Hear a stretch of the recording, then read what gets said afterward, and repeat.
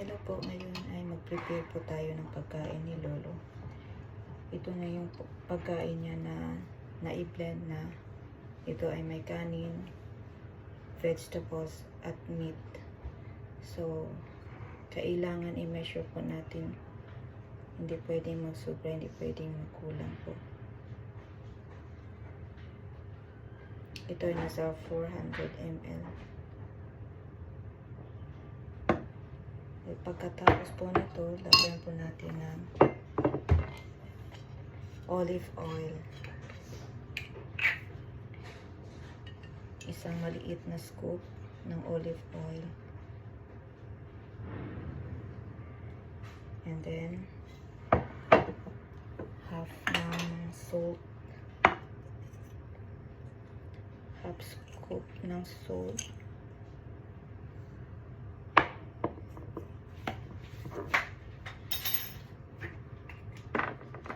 And then, maglagay po tayo ng Polycal for his energy.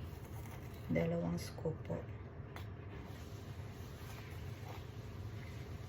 Combine po natin lahat.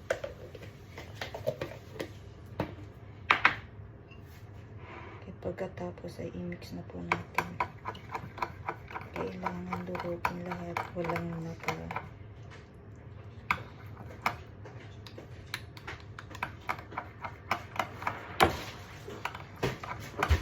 I-mix na po natin. And then pagkatapos nito, pakuluan lang ng konti. Ito kasi ang ginagamit sa pagkain niya. Naka-NGT tube kasi siya.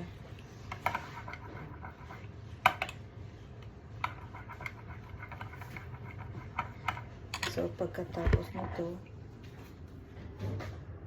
ilagay po natin sa kawali. I-stir muna natin para maiwasan na pag mumuo ng Polycal. Ang Polycal po ay ito po yung nagbibigay ng energy sa kanya, tapos bibigyan ko siya mamaya ng another gatas para sa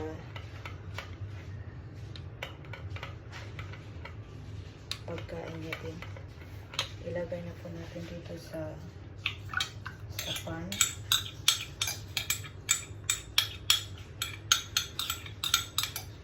Initin lang po natin.